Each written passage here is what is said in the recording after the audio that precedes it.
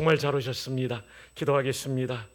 하나님 아버지, 지난밤도 저희를 단잠자게 하시고 이른 새벽 깨어 일어나 하나님을 만나는 은혜 주시니 감사합니다.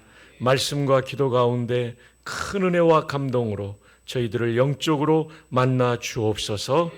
오늘 이 시간에 귀한 예물로 하나님께 신앙 고백하는 성도들을 주님이 기뻐 받아주시며 성도들의 생애 속에 간증을 경험하도록 도와 주옵소서. 아무것도 없어 못 드리는 성도들을 위로하시고 물질 얻는 놀라운 복도 베풀어 주옵소서. 말씀하여 주옵소서. 저희들이 듣겠나이다. 예수님의 이름으로 기도합니다. 아멘. 정말 감사합니다. 파워포인트로 오늘 말씀을 전해드리겠습니다. 오늘 말씀의 제목은 하나님께서 쓰시는 사람입니다.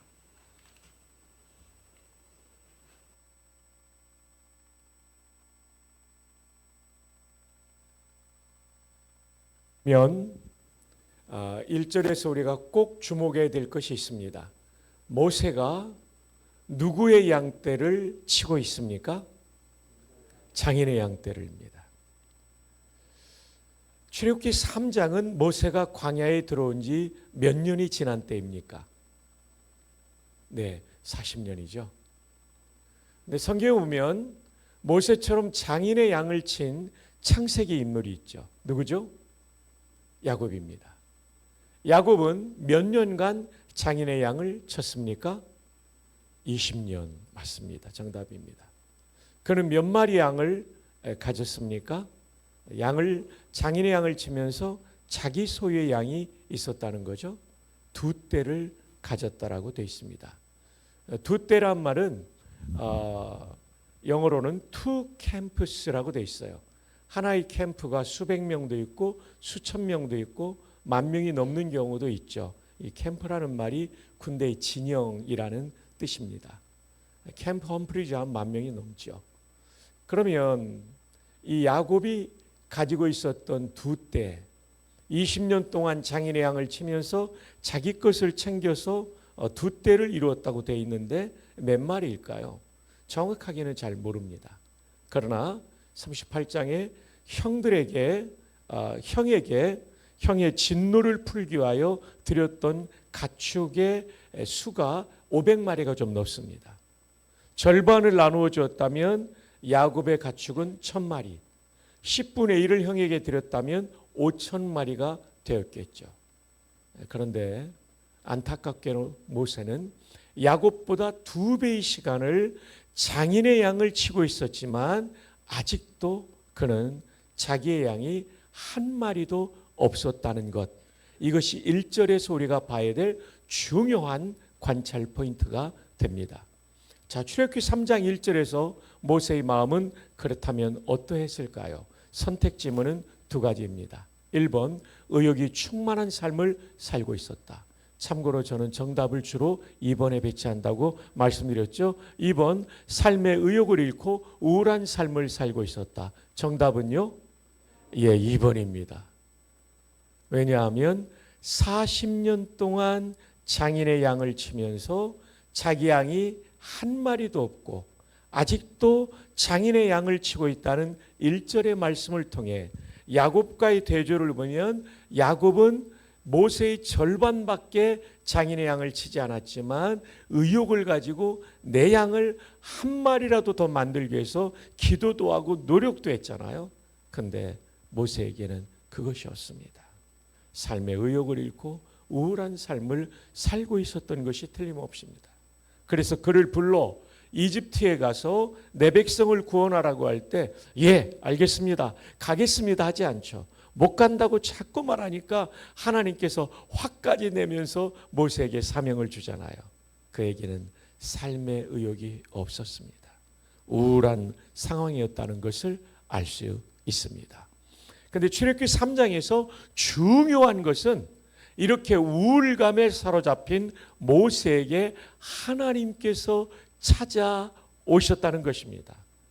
자기 양 한 마리도 챙기지 않고 캐세라세라 시간 흘러가는 대로 인생을 살고 있는 무력감에 사로잡히고 우울감에 사로잡힌 모세에게 하나님이 찾아오셨다는 거죠.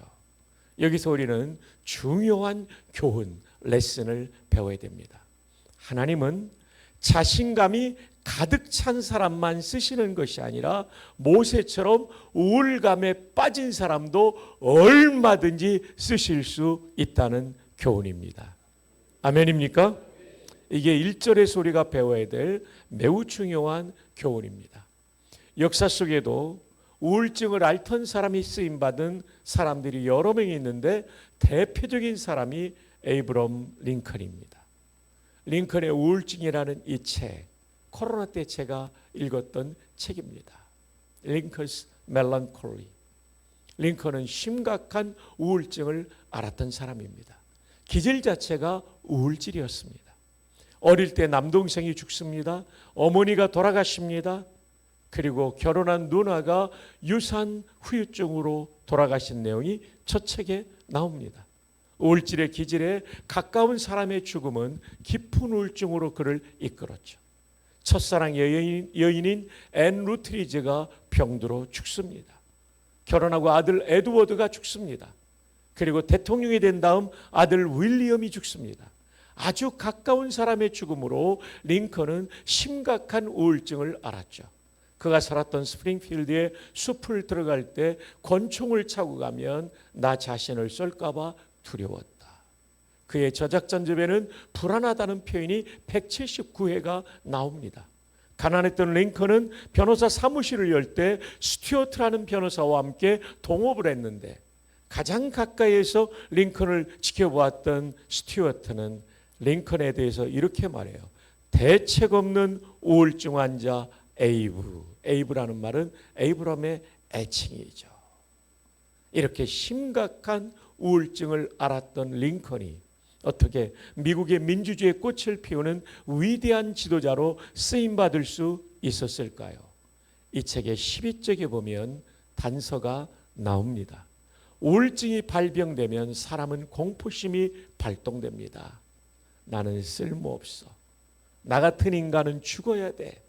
이런 공포심이 밀려올 때 이것에 맞서 싸우지 않는 사람들은 한동안 사로잡혀 고통스럽게 살아가게 되죠. 그런데 링컨은 이 문제에 대하여 교전, 맞서 싸우게 됩니다. 그리고 마침내 승리했습니다. 초월하게 된 것이죠. 그래서 그는 쓰임받을 수 있었습니다. 그렇다면 중요한 것은 어떻게 싸웠기에 공포를 초월한 승리를 할 수 있었단 말입니까? 이 책에 보면 교전의 방식 첫 번째 326쪽에 나옵니다. 내 인생이라는 배의 선장은 내가 아니라 하나님이시다.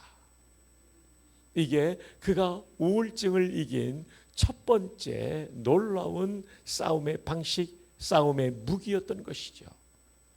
우리 인생을 내가 책임져야 된다면 얼마나 부담스럽습니까? 위기의 대학의 시대에 대학 총장인 제게도 큰 부담이 있죠. 그런데 그때마다 링컨의 이 교훈을 기억합니다. 내 인생이라는 배의 선장은 하나님이시며 나는 이 배에 뚜렷한 임무를 가진 선원이다. 하나님이 선장이고 나는 크루즈의 여행객이라고 말하면 우리는 즐기기만 하면 돼요. 근데 그게 아닙니다. 나는 이 배에 뚜렷한 임무를 가진 소명을 가진 선원이다. 그런 민주주의를 살리는 소명을 가졌던 것이죠. 이것이 우울증을 이긴 첫 번째 단서. 두 번째로는 329쪽 상단에 나오는 기도였습니다. 이 책에 보면 게티스버그 전투를 앞두고 마음이 우울했습니다. 그런데 모든 것이 하나님께 달렸다는 믿음으로 기도할 때 내 마음속에는 달콤한 위안이 밀려왔습니다. 여러분, 게티스버그 전투는 한국 전쟁의 낙동강 방어선의 다부동 전투처럼 거기가 뚫리면 끝장나는 전투. 그게 얼마나 이 우울증을 앓는 대통령이 힘들었겠어요. 그런데 모든 것이 하나님께 달렸다는 마음으로 기도할 때 내 마음속에 달콤한 위안이 밀려왔습니다. 이 위안으로 우울증의 공포를 이겨낸 거죠. 미국은 끝났어. 나도 죽을 거야. 이게 아니라 하나님의 위로로 다시 일어서게 된 거죠. 세 번째로는 하나님의 말씀인 성경으로 이기게 되었습니다. 같은 페이지 아랫단에 나오는 내용입니다.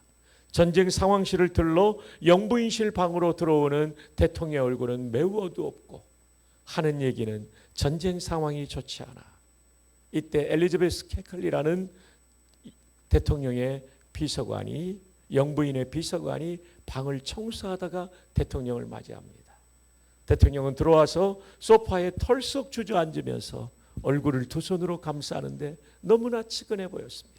잠시 후 그는 긴 팔을 뻗어 탁자 위에 있는 성경을 집어들었습니다. 성경을 읽는 모습을 보며 캐클리는 청소를 시작했습니다. 15분쯤 지났을 때 청소가 끝나게 되었어요. 나가기 위하여 대통령에게 인사하기 위하여 대통령의 얼굴을 바라볼 때 얼굴이 바뀌어 있었어요. 환하게 바뀌어 있었어요. 캐클리는 궁금했어요. 도대체 성경 어디를 읽었기에 저 우울감이 사라지고 마음에 밝은 마음이 돌아왔을까? 뒤로 돌아가 물건을 떨어뜨리는 척하면서 대통령 어깨너머로 성경이 어디인가를 보고 있었어요. 봤더니 그것은 욥기였습니다. 저 책에는 몇 장이라고 나오지 않지만 저는 연상합니다. 아마도 42장이 아니었을까? 모든 고난을 이기고 승리한 욥의 스토리. 그 성경을 읽으면서 그는 용기를 얻지 않았을까? 법이로우신 성도 여러분, 그리고 다음 세대 여러분, 우리 가운데도 우울증을 앓는 분이나 우울증의 기질 때문에 힘들어하는 분들이 있을 거예요. 이 세 가지를 기억하십시오. 한번 따라할까요? 내 인생의 선장은 하나님이시다. 나는 이 배에 뚜렷한 임무를 가진 선원이다. 옆에 있는 분에게 하이파이브 합시다. 그대의 배의 선장도 하나님이십니다. 하나님께서 책임져 주십니다. 용기를 가지세요. 그리고 오늘도 기도하는 가운데, 진정으로 기도하는 가운데 내 마음에 찾아오시고 위로하시고 용기와 지혜와 회개를 주시는 하나님을 만나기를 바랍니다. 오늘도 성경을 읽거나 설교를 들을 때 내 영혼을 살리는 하나님을 영적으로 만나기를 축복합니다. 영적으로 만난다는 얘기는 내 마음에 감동이 일어난다는 것입니다. 은혜가 된다는 것입니다.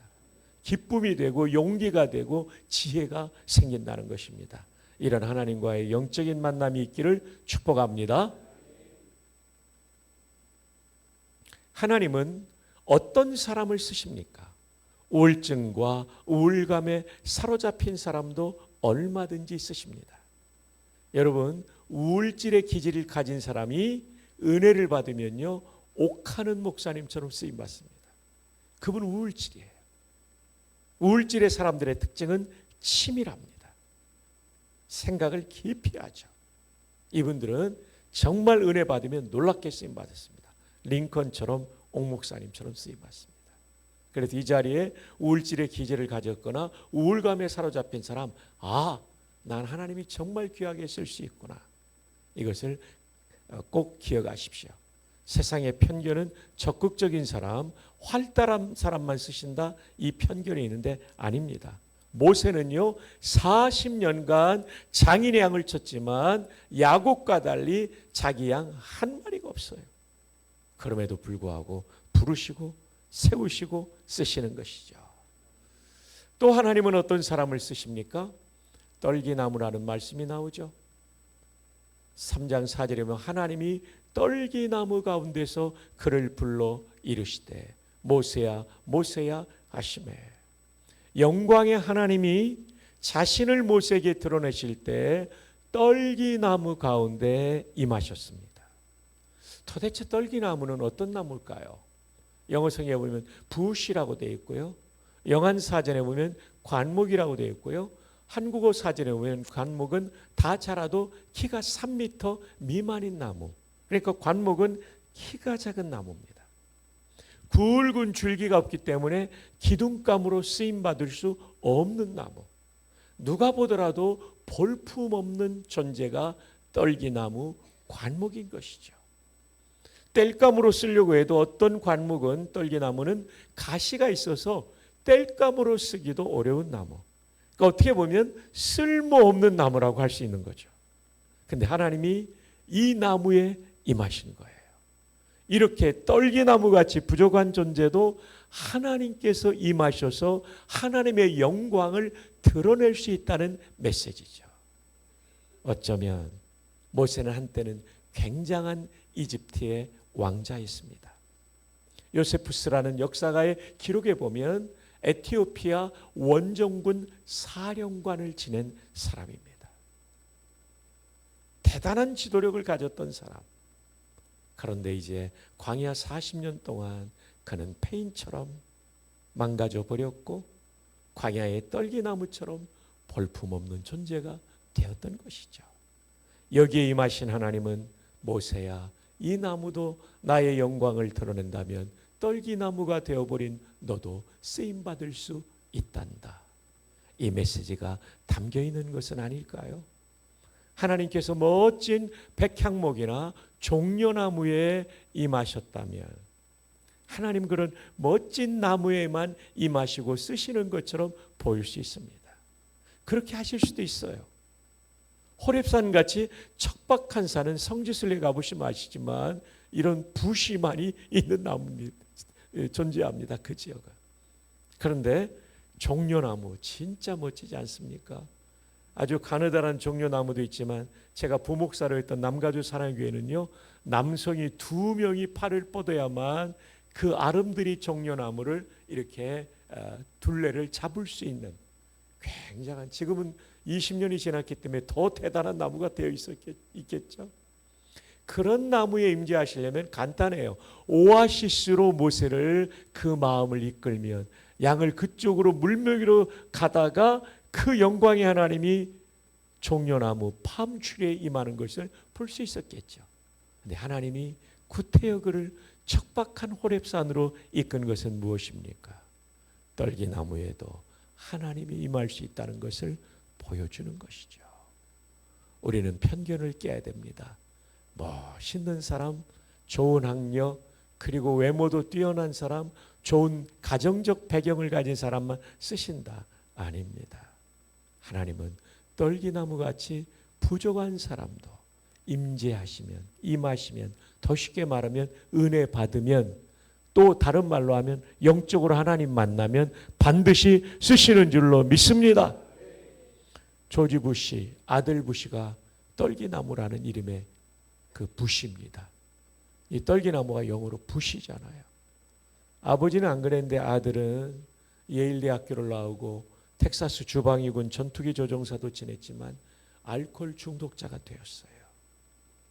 로라 부시가 고생 많이 했죠. 결혼해도 그랬기 때문에. 나이 40대까지 그는 알코올 중독자, 요즘 표현으로 알코올 의존증 환자였던 것이죠. 그의 인생은 이제 황혼역에 저물어가는 해 같은 인생이었습니다.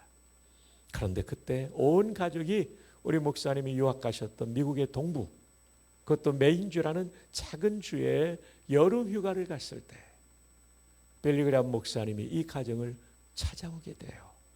그리고 빌리그람 목사님과 1대1로 만난 아들 부시가 알코올 의존증 중독을 이기는 놀라운 은혜를 경험합니다.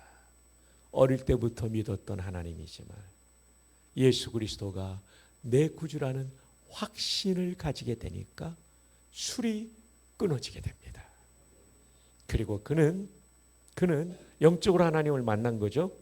그는 텍사스 주지사를 2번 합니다. 여러분, 미국의 가장 부유한 주가 텍사스입니다. 석유가 나오니까요. 아주 부강해요. 아주 부강해요. 그리고 땅덩어리도 큽니다. 텍사스 사람들을 텍산이라고 그러는데 이 사람들은 건뜻하면 우리 독립하자 이런 얘기합니다. 50여 주와 함께 있는 것보다 우리 독립하면 더 잘 살 수 있다는 거죠. 텍사스 사람들이 경상도 사람하고 비슷합니다. 화끈하고 매운 거 잘 먹고 그렇습니다. 그 텍사스 주지사 2번 합니다. 알코올 의존증으로 끝나버린 인생이. 그리고 미국 대통령 2번 하죠. 정치인에 대한 평가는 관점에 따라 다르지만 페인으로 쓰러져갈 인생이 이렇게 쓰임받게 된 것이죠. 이번 수련회를 통하여 우리 모두를 하나님이 영적으로 만나주시기를 바랍니다. 특별히 우리 자녀들을 만나주시기를 바랍니다. 여러분의 눈에 보시기에는 떨기나무같이 부족한 자녀일 수 있어요. 학력이 발달하지 않을 수도 있어요. 수학력이 발전하지 않을 수도 있어요. 외모도 키도 작을 수 있어요. 이 아이가 자라 어떻게 될까 기대할 수 없어 보이는 아이도 있을 수 있어요. 그러나 하나님이 그를 만나주시면 하나님의 영광을 선포하는 떨기나무가 될 줄 믿습니다. 인생을 포기했던 그런 모세를 쓰신 하나님이 그 자녀를 쓰실 줄 믿습니다. 그 자녀 때문이 아니라 하나님 때문에 희망을 가지고 기도하는 우리 모두가 되기를 주님의 이름으로 축복합니다. 이 작품은 파블로 피카소의 위대한 걸작입니다. 수년 전에 영국의 경매시장에서 2천만 달러에 팔린 피카소의 걸작입니다. 2천만 달러. 놀라야 될 때 놀라지 않으면 제가 놀라게 되죠. 2천만 달러. 천문학적인 돈입니다. 근데 아십니까? 이 걸작이 뭐로 만들어졌냐면 쓰레기장에 버려진 자전거를 주워온 겁니다. 망가진 자전거, 폐자전거예요. 옛날에는 자전거 안장을 철판으로 하고 가죽을 씌웠잖아요. 그 가죽을 벗겨내고 세워놓고 자전거 핸들바를 용접한 게 전부예요. 제가 했다면 저거 아무도 안 가져갑니다. 돈 줘도 안 가져갈 거예요. 공간만 차지한다고. 근데 피카소가 만들었기 때문에 2천만 달러. 지금은 그 이상이겠죠. 피카소는 이런 중요한 얘기를 했습니다. 쓰레기에도 위대한 가능성이 있습니다. 누구의 지혜와 누구의 손끝이 닿느냐가 문제입니다. 인간 예술가 피카소의 지혜와 손이 닿아도 걸작이 된다고 한다면 우주 만물을 만드시고 우리 모두를 만드시고 피카소를 만드시고 피카소의 예술적 재능을 주신 하나님이 우리와 우리 자녀들을 만드신다면 그리고 만지신다면 우리의 인생도 걸작이 될 줄 믿습니다. 자, 우리 옆에 있는 분에게 하이파이브 합시다. 하나님이 터치하시면 당신도 걸작이 될 줄 믿습니다. 이번 수련회가 그런 만남이 있기를 바랍니다. 할렐루야. 세상에 참 예배당에서 자면서까지 수련회 참석하는 중고등부 학생이 있는 교회, 저는 여러분의 교회가 10년, 20년, 30년 후에 대한민국 역사를 바꾸는 인물들을 만들어낼 줄 믿습니다. 저 진짜 너무 기뻐요. 우리 김요한 목사님 만나서 처음에는 기뻤는데 두 번째로는 성도들이 너무 기뻐요. 이야, 이런 교회, 역사를 만드는 교회가 됐고. 왜냐하면 우리는 부족할 수 있어요. 지역의 한계가 있어요. 이거 다 뛰어넘는 분이 하나님이십니다. 어제 여호와의 뜻 우리 기억하시죠? 2번 뭐죠? 생명을 주시는 분. 3번 뭐죠? 우와, 이렇게 뛰어나다니까요. 3번 뭐죠? 영원하신 분. 절대적인 분은요 모든 한계를 뛰어넘을 수 있어요. 할렐루야.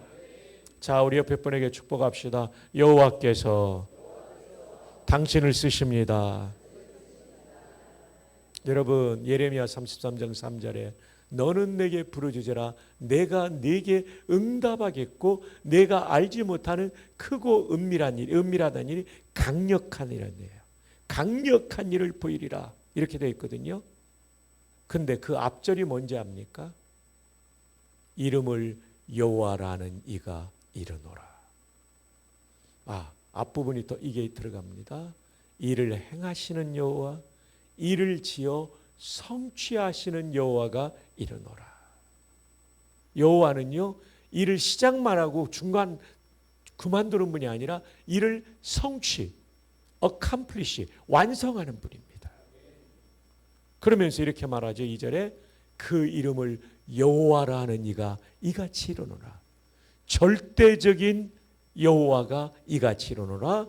그러면서 3절이 나옵니다. 너는 내게 부르짖으라. 절대적이니까 말씀하시는 거예요. 네가 알지 못하는 크고 은밀한 일을 보이리라. 할렐루야. 사랑하는 여러분, 우리의 자녀가 어떻게 보면 쓰레기장에 버려진 폐자전거처럼 망가진 사람이 있을 수도 있어요. 하나님이 터치하시면, 여호와께서 터치하시면, 절대적인 그분이 터치하시면 그들의 인생도 놀랍게 쓰임받을 줄 믿습니다. 자, 하나님께서는 어떤 사람을 쓰십니까? 떨기나무같이 부족한 사람 얼마나 쓰신다. 얼마든지 쓰신다. 아멘입니까? 임재하시면, 은혜 주시면 쓰신다. 그래서 오늘 우리가 꼭 기도할 때 자녀들이 옆에 있다면 꼭 안수 기도하세요. 또 오늘 나오지 못했다면 두 손을 가슴에 품고 이름을 불러가며 기도하세요. 반드시 하나님이 도와주실 줄로 믿습니다. 제가 남가주 사랑에 계실 때 제가 정말 존경하는 장로님이 몇 분 계셨어요. 참 좋은 교회예요. 당회할 때 오정현 목사님과 큐티 나눔을 했어요. 그 교회는 행정 목사, 선임 목사가 당회에 배석하게 돼 있었어요. 이제 특별히 제가 오 목사님 사랑하는 후배니까 그러셨어요. 또 안식년 1년 가시기 전에 제가 갔기 때문에 안식년 동안에 장로님들과 가깝게 하기 위하여 저를 당회로 불러주셔서 참 많은 걸 배웠어요. 첫 시간이 찬양하고 한 달 동안 받은 큐티의 은혜들을 나누는 정말 좋은 시간이었어요. 그 중에도 정말 존경하는 한은경이라는 장로님이 계셨어요. 이 장로님 네 분은 정말 교회를 잘 섬기는 귀한 어른이세요. 근데 이 집 아들이 다니엘이라는 아들이 있었는데 데니얼 한, 그 애칭은 데니예요. 이 데니가 고등학교 때까지 너무나 공부를 안 한 거예요. 그래서 장로님 네 분이 밤이 되면 아들이 잠을 자는 걸 확인하고는 가서 머리에 손을 얹고 기도했대요. 하나님, 우리 데니얼에게 은혜를 주세요. 우리 데니얼이 공부에 소질이 없습니다. 그러나 이 돌대가리가 금대가리가 되게 해주십시오. 여러분, 요즘은 이런 말하면 우리 큰일 납니다. 근데 지금 몇십 년 전의 얘기예요. 20년 전에 제가 장로님을 23년 전에 25년 전에 만났는데 그로부터 한 10년 전의 얘기니까 한 35년 전에 미국에서 있었던 일입니다. 근데 놀랍게요. 고2 때까지는 공부를 안 했는데 고3 때 발동이 걸려가지고 버클리를 갔습니다.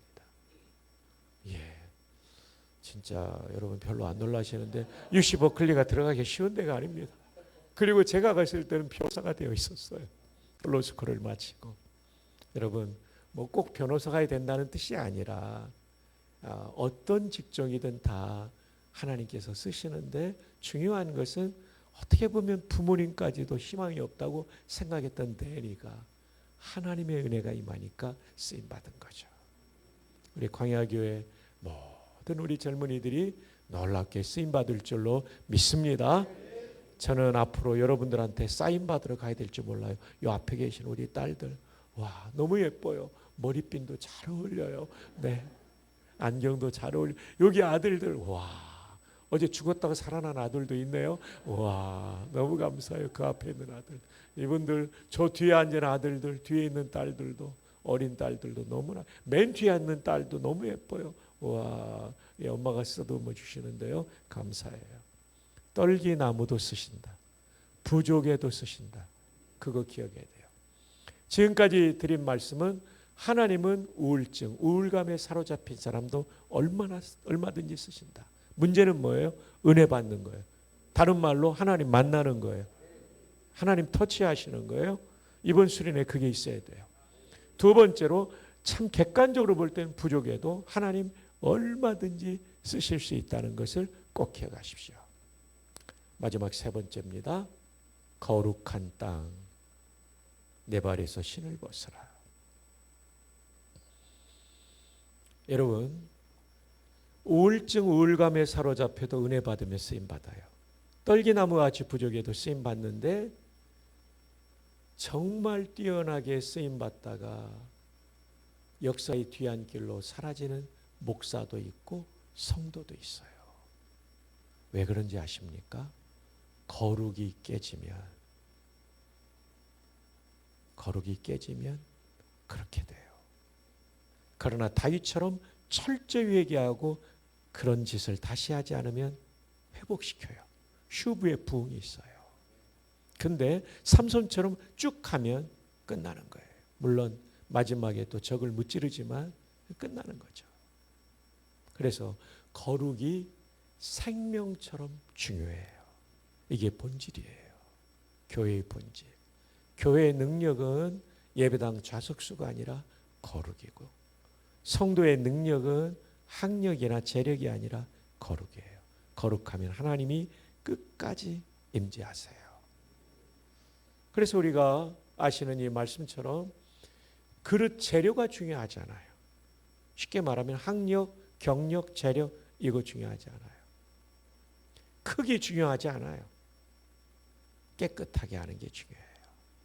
우리를 오염시키는 수많은 문제들 앞에서 우리가 인터넷에서 보는 것, 스마트폰으로 보는 것, 또 어떤 관계, 인간적인 관계의 더러운 부분들을 잘 정리해야 돼요. 그건 성적인 부분 또는 돈에 있어서 뇌물 부분 뭐 이런 것들이죠. 성격의 어떤 분노 이런 거, 경쟁심, 질투 이런 거로부터 우리를 깨끗하게 해야 되죠. 여러분, 이분은 현대 미군의 역사상 가장 위대한 장군입니다. 데이빗 퍼트레이어스 장군입니다. 육군 사관학교를 우등으로 졸업했고 당시 육사교장의 딸과 결혼했습니다. 동기생들이 얼마나 부러웠겠어요.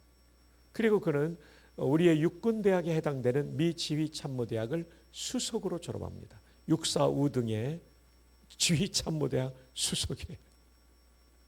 그리고 프린스턴에서 석사를 받고 박사를 받아요. 뛰어난 군인이면서 학자였어요. 그리고 박사학위를 받은 다음에는 미 육군사관학교에서 조교수로 후배들을 가르쳤어요. 육사 조교수가 됐죠. 몇 년을 가르치다가 실무부대로 야전으로 갈 때는 특수부대로 가게 됩니다. 이분이 101 공수사단장을 지내요. 아프간 사령관을 삼성 장군 때 뚜리스타 때 지내게 돼요. 그리고 케네디 스쿨에 갔다가 한 후배를 만나게 되고 그 여성 후배, 사관학교 20년 후배와의 관계에서 문제가 생기죠. 그런데 문제가 완전히 불거지기 전에 그는 다국적군 사령관, 지금 별 넷을 달았죠. 그리고 저분의 왼쪽 가슴에 있는 이걸 약장이라고 그러는데 훈장과 기장의 개수를 보세요. 화려한 경력이죠. 학력과 전투 경험이 있었죠. 그는 조지 부시, 조금 전에 말한 알코올 의존증에 걸렸던 그 대통령이 이라크 전쟁을 할 때 이분이 영국과 프랑스 등을 포함한 다국적군 사령관으로 이분을 별 하나를 더 달아서 대장으로서 다국적군 사령관으로 이라크 전쟁에 참전하게 됩니다. 그는 그가 썼던 박사학위 논문이 월남전에서의 미군의 패전 분석, 그것을 바탕으로 그는 소규모 부대를 적진 깊숙이 침투시킴으로 완전히 지역을 장악하는 전술 전략으로서 전쟁에서 승리하게 됩니다. 그가 미국으로 돌아올 때 미국의 역사가들은 이렇게 말했어요. 드와이트 아이젠하워 원수와 별 5개죠. 더글러스 맥카더 원수를 합쳐놓은 장군이다. 이거보다 더 큰 칭찬이 어디가 있겠어요. 지장이며 덕장이며 용장이다.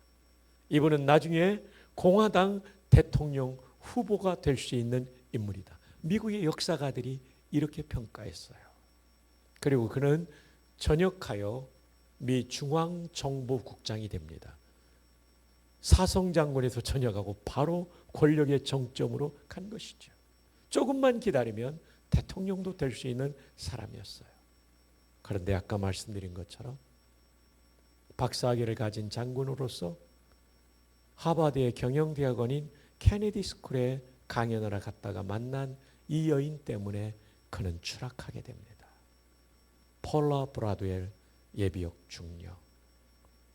거기서 그들은 만났고 아무 문제가 없었고 다만 폴라 브라드웰이 아프간으로 날아와 장군님의 자서전을 쓰고 싶습니다.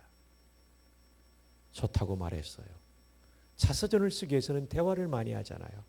함께 조깅을 하고 함께 식사를 하면서 정이 들었고 전역한 이후에는 넘어서는 안 될 선을 넘게 되었고 이들의 이메일이 알려지게 되어서 그만 그는 이 불륜의 문제 때문에 63세의 나이 63년 동안 쌓아 올렸던 인생의 금자탑이 와르르 와장창 무너지게 되었죠. 지금은 누구도 데이비드 포트레이어스를 미국의 지도자로 생각하지 않아요. 거룩이 무너졌기 때문입니다. 가끔 CNN의 개건 해설위원으로 이번에도 이란 전쟁 때 출연했죠. 그 정도로 인생이 끝난 겁니다. 목사도 거룩이 중요한데 평신도도 거룩이 중요합니다. 법외로우신 성도 여러분, 그리고 다음 세대 여러분, 거룩이 생명입니다. 이걸 잃어버리면 다 잃어버릴 수 있어요. 혹시 누구도 모르지만 나만이 아는 문제가 있다면 다윗처럼 철저히 회개함으로 부흥을 경험할 수 있기를 축복합니다. 자, 이제 마지막으로 하나님이 계속 쓰시려면 발에서 신을 벗어야 돼요. 여러분, 성경을 해석할 때는 역사적인 해석도 해야 됩니다. 문법적인 해석도 해야 됩니다. 언어로 주셨기 때문에. 또 무엇보다도 하나님 나라를 주제로 해서 해석해야 됩니다. 그리고 구원 역사적으로 해석해야 되는데 또 하나 중요한 것은 한번 따라해 볼까요? 역사 문화적 해석. 모세가 출애굽기를 쓸 때 신을 벗으라는 뜻은 그 문화 속에 어떤 의미였을까? 네, 종이 되라는 의미였습니다. 그 당시에는 종들은 맨발로 살았기 때문이죠. 무슨 뜻입니까? 모세야, 너는 이제까지 네 마음대로 살았지. 민족을 구원하겠다는 네 혼자 마음으로 이집트 사람을 쳐 죽였잖아. 그거 말고 이제 내가 지시하는 대로 사는 종이 되어야만 민족을 구원할 수 있단다. 아주 중요합니다. 이것은 오늘 저녁과 내일 저녁에 이어지게 될 것입니다. 개봉박두 커밍 순입니다. 자, 이 부분은 오늘 넘어가도록 하겠습니다. 결론입니다. 하나님께서 쓰시는 사람은 어떤 사람일까요? 우리는 두 가지 편견을 깨뜨렸습니다. 우울증과 우울감이 있으면 쓰임받을 수 없다가 편견인데 하나님께서 은혜 주시면 다 극복될 수 있다. 모세는 어떻게 극복했어요? 내 인생이라는 배의 선장은 누구라고요? 하나님. 나는 뭐라고요? 그 배에 임무를 가진 선원. 그 다음 두 번째 기도, 세 번째 성경 말씀. 은혜의 수단은 말씀과 기도죠. 하나님이 주시는 은혜를 받는 방법입니다. 그 다음 두 번째로는 자질이 부족하거나 외적인 조건이 부족하면 쓰임받지 못한다는 편견이 있죠. 아닙니다. 여호와 절대적인 분이 은혜 주시면 다 이 한계를 극복하고 쓰임받을 줄 믿습니다. 옆에 분에게 하이파이브 합시다. 그대도 쓰임받을 수 있습니다. 아멘. 마지막 세 번째, 그런데 계속 쓰임받으려면 거룩해야 된다. 그리고 종이 돼야 한다. 이 말씀을 붙잡고 기도하는 가운데 하나님께서 우리 모두를 타치하시고 우리를 쓰시는 새로운 출발이 이루어지기를 주 예수님의 이름으로 축복합니다. 기도하겠습니다. 하나님 아버지, 이렇게 광야교회를 복된 교회로 만들어주셔서 감사합니다. 주여, 오늘 이 말씀이 우리 부모님 세대와 자녀 세대가 함께 은혜 받는 말씀 되게 하여 주옵소서. 아무리 부족해도 아무리 우울감에 사로잡혀도 우리가 쓰임받을 수 있다는 믿음을 가지게 하여 주시옵소서. 한웅경 장로님처럼 자녀들의 머리에 손을 얹고 기도하고 여호와께서 그들을 쓰시는 그날을 보게 하여 주옵소서. 그런데 거룩을 잃어버리면 목사도 성도도 쓰임 받는 것이 중단되는데 평생 거룩을 지키게 도와주시고 깨진 거룩은 다윗처럼 회개함으로 부흥을 경험하게 도와 주옵소서. 일생 하나님 뜻, 하나님 말씀하시면 나아가고 하나님이 아니라고 하면 멈춰서는 순종하는 종, 순복하는 종이 되어 쓰임받는 우리 모두 되게 하여 주옵소서. 축복하옵고 예수님의 이름으로 기도합니다. 하나님 나라 임하소서.